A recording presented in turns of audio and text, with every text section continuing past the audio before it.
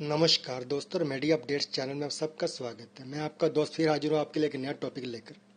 आज हम बात करेंगे दोस्तों एक जड़ी बूटी रुद्रवंती के बारे में, जो आपके कफ, क्षय रोग, सांस के रोग, खांसी, फेफड़े में होने वाले घाव के इलाज के लिए बहुत लाभदायक है।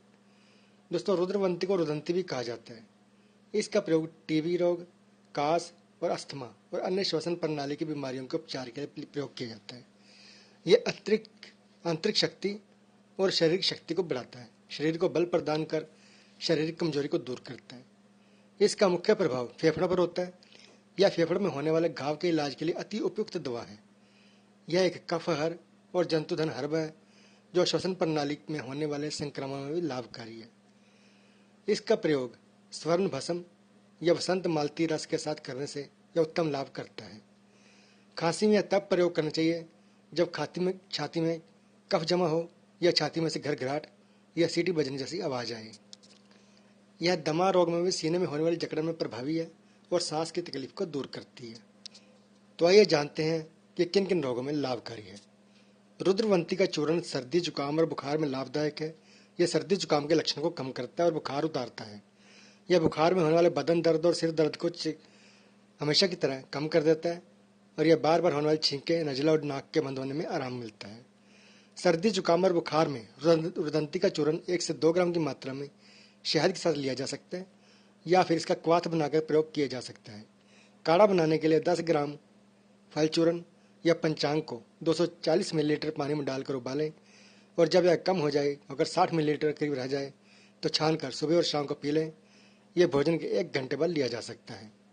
अगर बलगम वाली खांसी है तो रुद्रवंती का चूर्ण बहुत ही लाभकारी है। यह श्वास नलियों की सूजन को कम करता है, बलगम बनना कम करता है और बनी हुई बलगम को बाहर निकालने में मदद करता है। अच्छे परिणाम के लिए इसका प्रयोग हरितकी, तुलसी और कंटकारी या विभितकी या त्रिकटु चूर्ण के साथ किया जा सकता है।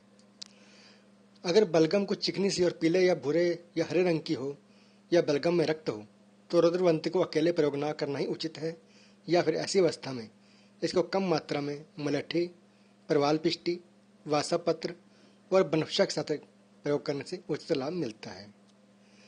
रुद्रवंती दमा रोगी के लिए बहुत लाभदायी है। यदि छाती में घरघराहट या सीटी बजने के समान आवाज आए और फेफड़ों या श्वास नलियों में बलगम जमा हुआ हो तो यह अधिक लाभ करती है। यह बलगम उत्पादन कम कर देती है और श्वास नलियों को खोल देती है, जिससे सांस लेने में आसानी आती है। ऐसे केस में इसको शहद या गर्म पानी के साथ लिया जा सकता है। यदि मरीज को सांस लेने में तकलीफ हो और बलगम का स्त्राव और उत्पादन सामान्य हो तो उसे गर्म दूध के साथ लिया जाना चाहिए। दोस्तों, क्षय रोग में बहुत ही ज़्यादा फायदेमंद है। क्षय रोग में रुद्रवंती क्षय के जीवाणुओं की वृद्धि को रोकता है और उसका नाश करता है। रक्त की विषाक्तता को दूर करता है, फेफड़ों के घावों को कम करने में सहायक है। रुदंती के फल का लगातार 6 माह तक प्रयोग करने से फेफड़ों के घाव पूरी तरह ठीक हो जाते हैं और एक्सरे के द्वारा जांच करने पर घाव दिखाई नहीं पड़ती। क्षय रोग दोस्तों टीबी के रोग को कहते हैं क्षय रोग। टीबी के रोग में रुद्रवंती चूर्ण को 3 से 6 ग्राम की मात्रा में प्रयोग किया जाता है। इससे वजन बढ़ता है, भूख लगती है और शारीरिक कमजोरी दूर होकर शरीर को ताकत मिलती है। यह बदन दर्द और थकान को भी कम करता है। रुद्रवंती फल चूर्ण की सामान्य औषधि मात्रा व खुराक दोस्तों इस प्रकार है। बच्चे को देना है 500 मिलीग्राम से 1.5 ग्राम तक, और जो बड़े हैं वैसे कि उनको 1 से 3 ग्राम और कभी कभी 6 ग्राम तक भी दिया जा सकता है। और जो इसकी लेने की विधि है, सेवन में विधि है, वो दोस्तों दवा लेने का उचित समय है सुबह और शाम। और दिन में कितनी बार लेना दोस्तों? 2 या 3 बार लेना है।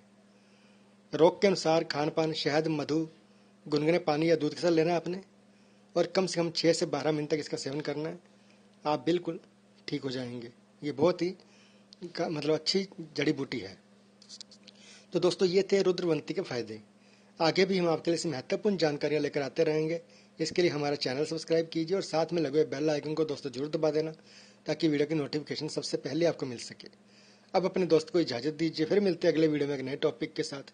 तब तक के लिए नमस्कार।